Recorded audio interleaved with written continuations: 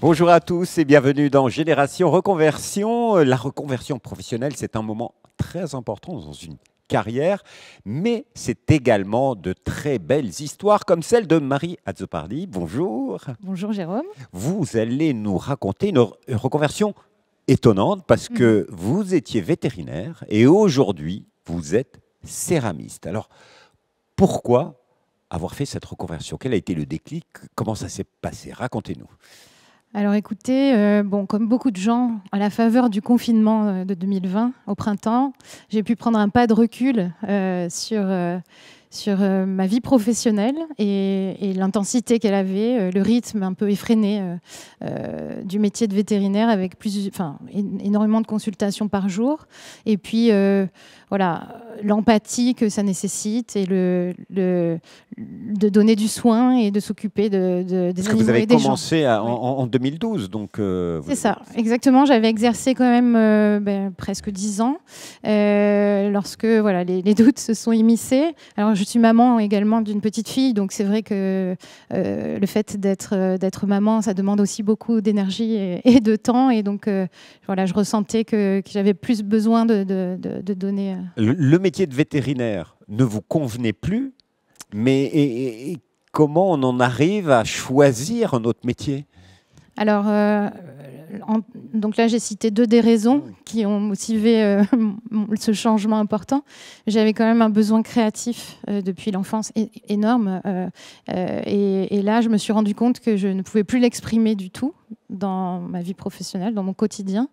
Et puis, durant ces quelques semaines qui nous ont été données au cours du confinement, j'ai pu remettre les mains dans la terre, ou mettre les mains dans la terre, pour être exact, auprès de ma maman, voilà, qui elle, avait tout le matériel nécessaire. Donc, parce que vous êtes aujourd'hui céramiste, Exactement. Quelles sont les démarches que vous avez dû faire? Parce que c'est quand même... On ne devient pas céramiste du jour au lendemain. Donc pendant le Covid... On ne se proclame pas céramiste, exactement. Et comment ça s'est passé? Quelles sont les démarches que vous avez entreprises? Alors écoutez, j'ai fait des recherches en ligne, puisque en plus à l'époque c'était quand même le plus simple, pour trouver une formation qui me permettrait de gagner ce savoir-faire. Donc une fois la formation trouvée, je me suis renseignée aussi sur les moyens, sur les aides au financement et à l'accompagnement financier. Oui, parce que les formations dans les métiers d'art, c'est pas donné parfois. C'est long, donc ça veut dire pas de salaire pendant toute une durée de plusieurs mois, et puis c'est assez onéreux. Donc là, c'est pour ne pas mettre en péril l'équilibre financier de la famille et puis partir avec quand même un filet de sécurité. Voilà, c'était quand même une condition sine qua non. Donc vous avez recherché les moyens de prendre en charge cette reconversion, et donc j'imagine qu'à un moment donné, vous avez tapé www.transitionpro-idf.fr, et là, qu'est-ce qui s'est passé avec? Alors, quand j'ai découvert Transition Pro Île-de-France, je me suis rendu compte que c'était l'organisme qui pouvait m'aider.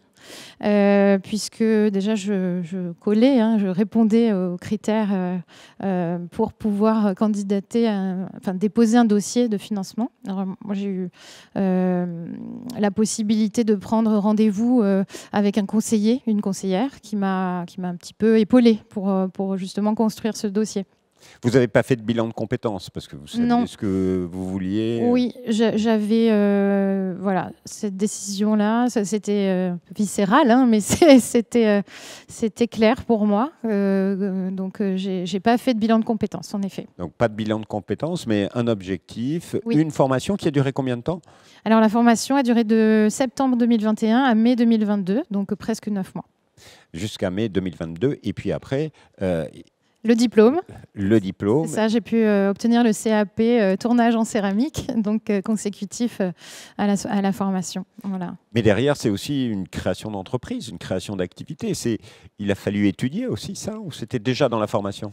Alors non, on avait eu quelques modules sur les aspects juridiques, mais en effet, j'ai quand même eu la chance de pouvoir suivre une formation à l'entrepreneuriat pour comprendre les différentes casquettes de mon nouveau métier. Donc c'est un parcours assez long au final, Oui. passionnant j'imagine. Le chemin est passionnant.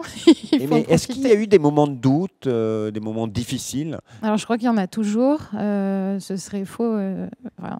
N'importe quel chef d'entreprise vous dirait qu'il y a des jours avec et des jours sans, en tout cas des doutes.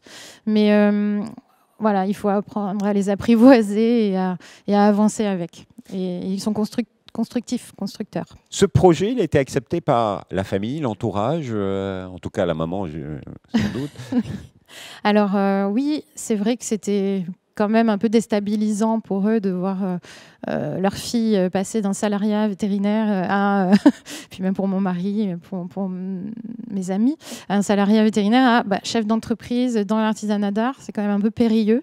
Mais quand ils ont compris que j'étais accompagnée et que je construisais solidement mon projet, ça les a beaucoup rassurés. Alors aujourd'hui, votre entreprise, vous avez un site internet, c'est, oui. je crois, www.lesmondesdemain.com. Exactement. Vous en êtes où Donc j'ai créé ma micro-entreprise au mois d'octobre.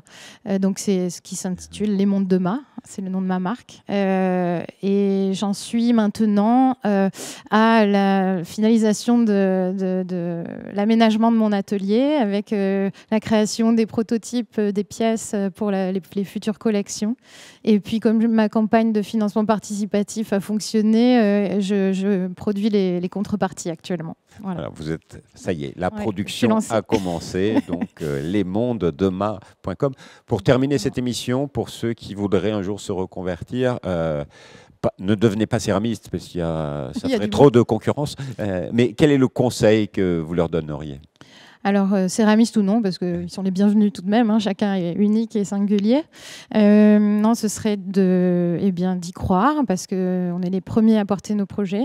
On peut être aidé et accompagné. Il y a des dispositifs qui sont faits pour ça, notamment Transition Pro Île-de-France. Voilà, ça m'a permis d'avancer en étant soutenu.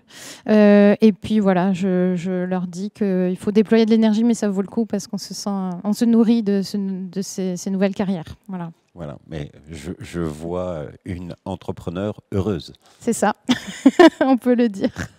Marie-Ève Zobardi, merci infiniment pour ce témoignage. Et quant à nous, on se retrouve bientôt pour une nouvelle rencontre de Génération Reconversion. Au revoir.